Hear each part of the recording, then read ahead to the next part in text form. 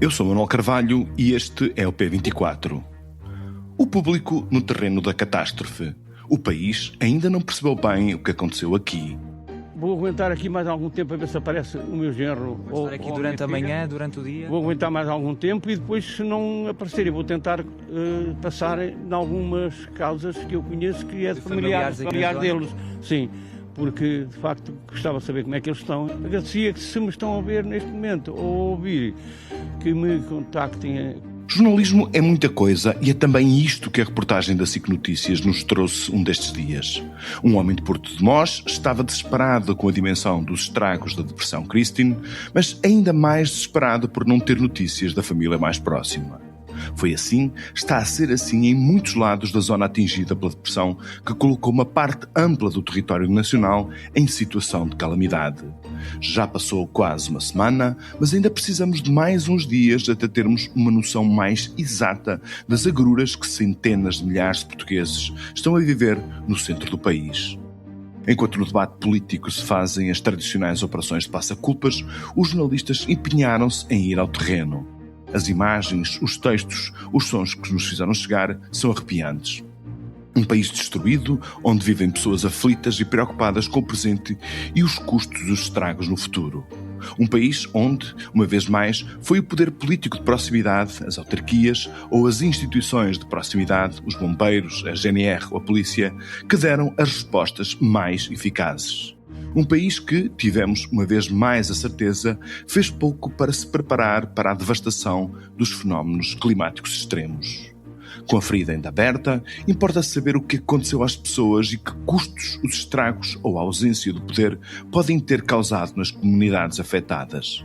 A jornalista do Público, Paula Sofia Luz, vive em Pombal e acompanhou a catástrofe desde os primeiros momentos. No primeiro dia, recordava a sua experiência assim. Às 3 da manhã, a chuva em Pombal era tão intensa que me trouxe à memória a enxurrada de 2006, quando aqui percebemos que, afinal, o nosso maior medo só era o fogo até percebermos o quanto pode a água.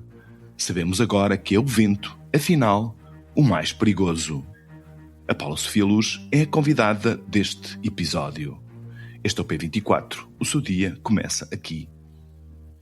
Viva Paula Sofia Luz, muito obrigado por vires ao P24. Tu tens estado no terreno ao longo da última semana, praticamente. Diz-nos uma coisa, já podemos dizer que a situação está a normalizar ou ainda está tudo muito instável e muito confuso? Viva, Manuel. Eu há bocadinho estava até a pensar exatamente nisso quando regressava do terreno outra vez e de mais uma reportagem, e estava a pensar que eu gostaria de dizer que a situação estava a melhorar, até porque, enfim, há alguns trabalhos de limpeza que foram feitos, nomeadamente em Leiria foi feito um trabalho hercúleo do ponto de vista da limpeza da cidade, até muito graças também a uma iniciativa durante o fim de semana, mas na verdade eu acho que à medida que os dias passam, a situação de várias comunidades não só não está a melhorar, como está a piorar. Por causa do mau tempo também, imagino. Por causa do mau tempo, sim. Posso dizer-te que ainda hoje tive uma experiência muito forte, porque fomos, eu e o Sérgio Azanha, fomos visitar um pavilhão gimnodesportivo de uma freguesia do concelho de Leiria, precisamente, e posso levantar aqui um bocadinho a ponta do véu, é a reportagem-chave que o Público vai publicar amanhã. Assente precisamente no voluntariado, porque é isso que eu tenho estado a verificar no terreno. O que tem verdadeiramente salvo as populações e o que acudiu numa primeira linha foi o voluntariado. Para lá das juntas de freguesia, muitas delas, como sabes, também assentes em muito voluntariado, não é? Nós temos muitas juntas de freguesia que têm apenas 2 ou 3 funcionários, e para além das juntas de freguesia das câmaras municipais, é sobretudo o voluntariado, é sobretudo a ajuda entre as pessoas das aldeias, dos lugares, que tem permitido a muita gente tomar um banho, dormir, porque há imensos desalojados e há cada vez mais desalojados. Todos os dias há mais desalojados, porque à medida que começou a chover, as casas foram revelando as suas fragilidades. Quem não conseguiu reparar os seus telhados, e são muitas as pessoas que não conseguiram reparar os seus telhados, ou porque não tinham, enfim, disponibilidade para o fazer, disponibilidade financeira, ou porque não encontraram as telhas, que é uma coisa muito básica, mas já lá iremos, é um grande problema neste momento, ou porque não encontraram quem consiga fazer esse trabalho. Esse trabalho de reparação. Portanto, mão de obra mais ou menos qualificada para fazer esse tipo de reparações. Sim, é disso que se trata, sim. Mas diz-me uma coisa, Paula, tu dirias, tanto que dentro daquilo, no plano institucional, quem foi capaz de revelar uma ajuda, digamos assim, mais eficaz, que foi o poder político de proximidade, ou seja, os autarcas, está a ser mais importante o trabalho das autarquias do que propriamente a ajuda disponibilizada pela Proteção Civil e pelo Governo? Manuel, na verdade, foi com as autarquias que até agora as populações contaram, porque numa primeira fase, e agora sim, e posso dizer-te, eu começo a ver, por exemplo, aqui em Pombal, ou em Leiria, ou na Marinha Grande, tudo concelhos onde já estive, eu começo a ver sim alguns veículos do Serviço Especial de Proteção Civil, que são muito bem equipados, mas até ontem a única coisa que tu vias eram os carros de bombeiros. Ou seja, eu muitas vezes questionei-me, até como cidadã, mas sobretudo como jornalista, porque há 30 anos que faço notícias sobre planos municipais de emergência e proteção civil, e questionei-me o que é feito, ou seja, o que é que nós fazemos desses planos? Porque no momento, tudo aquilo que eu vi foi improviso. Por parte das câmaras, por parte das juntas, mas foi improviso. Ou seja, ninguém sabia exatamente o que fazer. E sim, claramente, são as juntas e as câmaras que têm estado a fazer todo o trabalho, o que é verdadeiramente incompreensível. Mas diz-me uma coisa, Paula, tu que conheces bem esses planos, como disseste, esses planos já acolhem situações com a gravidade como aquela que nós vivemos? Supostamente acolhem. Aliás, eu penso até que acolhem situações com a gravidade desta, ou deveriam acolher, pelo menos no papel, sim, em teoria, e acolhem.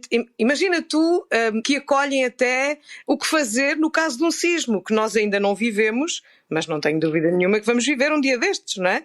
E, portanto, a minha questão é essa, ou seja, era suposto que toda a gente soubesse o que fazer e quem fazer o quê, não é? Em momentos destes. E isso não aconteceu. O que eu noto até agora, e já passaram 6 dias, Manuel, e eu noto que há muita aldeia onde ainda não apareceu ninguém da junta ou ninguém da Câmara. Posso dar-te o exemplo da minha própria aldeia, a aldeia onde eu nasci, onde estão os meus pais, que continuam sem luz, continuam sem água, continuam sem comunicações. E imagina, as pessoas que não têm cá nenhuma rede, que não têm filhos, porque estamos a falar de uma população muito envelhecida, não é? Tudo isso me faz absoluta confusão, devo dizer-te, até como cidadã. Nas tuas reportagens abundam as queixas de abandono das pessoas que foram afetadas por esta catástrofe.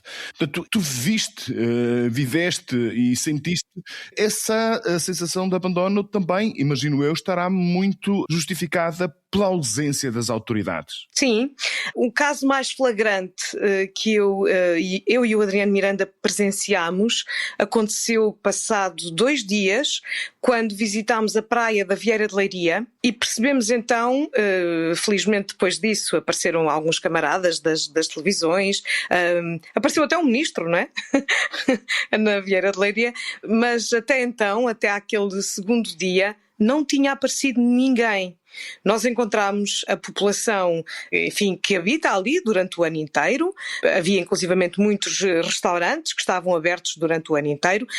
Eu disse nessa reportagem, escrevi isso mesmo, que foi... Não houve um único restaurante que ficasse intacto, e não estou a falar só dos bares e esplanadas da beira da praia, ou seja, da linha de costa propriamente, estou a falar dos que estavam mesmo a alguns metros na localidade. É uma destruição, eu julgo, Manuel, que o país não tem ainda a verdadeira noção do que é que aconteceu. Todos os dias digo isto, e todos os dias, de cada vez que vou para o terreno, reforço mais ainda essa convicção.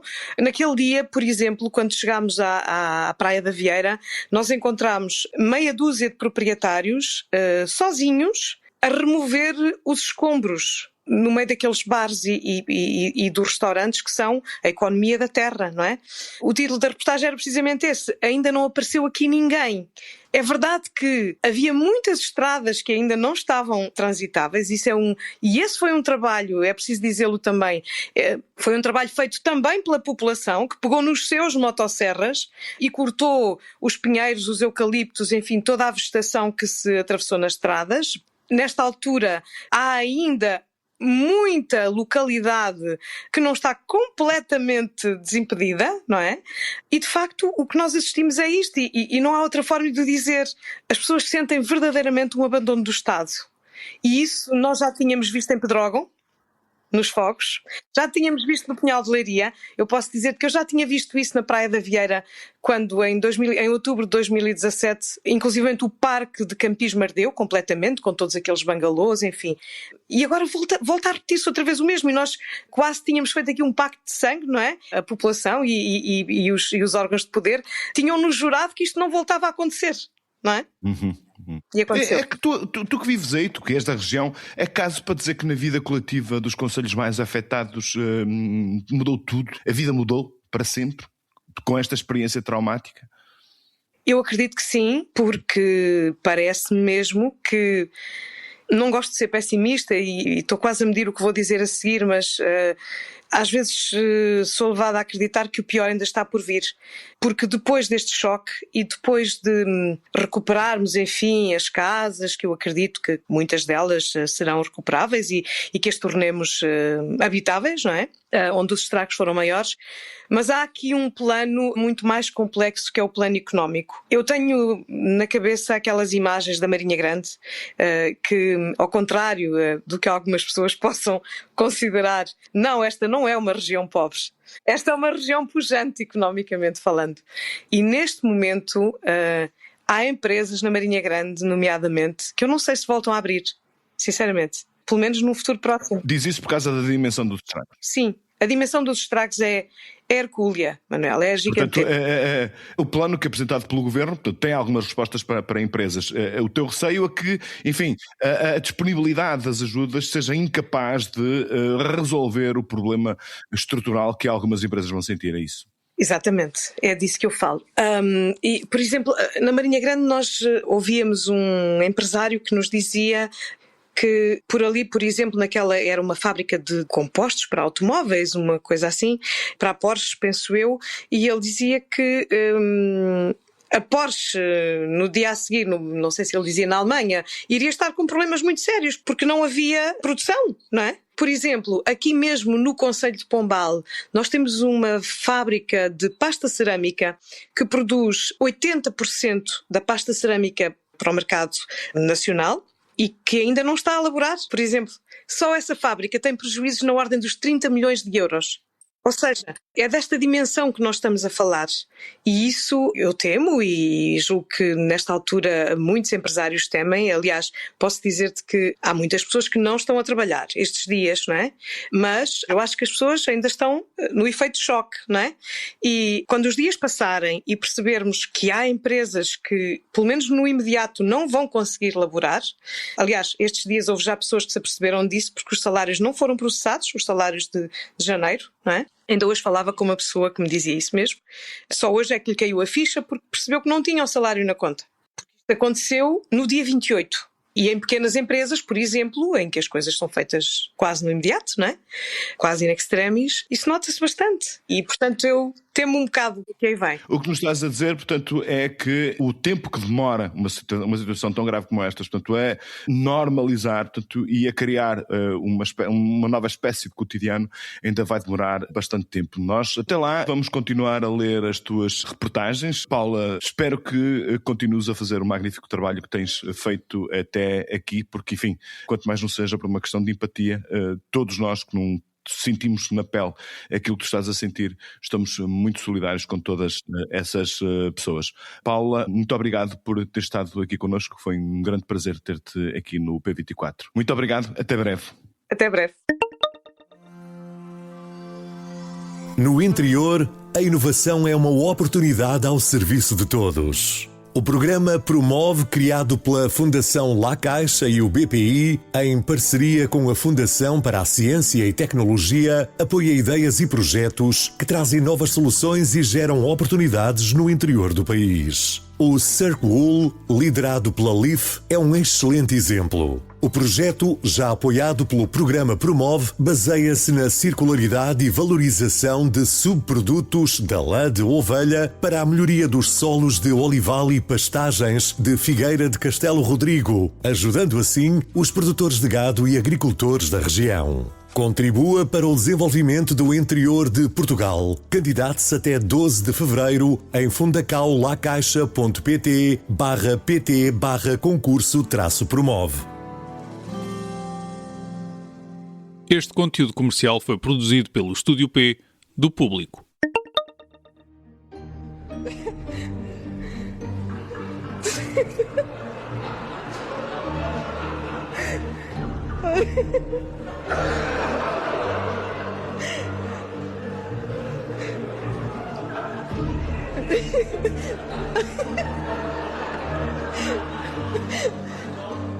A Dinamarca é provavelmente o país mais feliz do mundo. É pelo menos nisso que boa parte dos seus cidadãos acredita. Com tanta felicidade, não devemos estranhar este episódio de riso coletivo e descontrolado no Parlamento dinamarquês. No púlpito, a primeira-ministra dinamarquesa, Mette Frederiksen, ri-se compulsivamente e os deputados deixam-se contagiar no magnífico retrato da democracia. O problema é que este episódio, registado em 2019, tem sido usado nas redes sociais como uma reação do Parlamento às ameaças de invasão da Groenlândia feitas pelo presidente Trump. É mentira, como se pode ver na página digital do Público. O riso estava, afinal, associado ao resgate de 4 elefantes do circo. Uma façanha que bastaria para a primeira-dama, que tomara posse pouco antes, se pudesse reformar. Por muito que o personagem Donald Trump seja por vezes risível, rir de uma ameaça desta gravidade não pode soar assim tão feliz. O P24 regressa amanhã. Tenha um bom dia. Para não perder os novos episódios, subscreva este podcast do Público na sua aplicação preferida. Para além deste programa, há mais para descobrir em público.pt/podcasts. O Público fica no ouvido.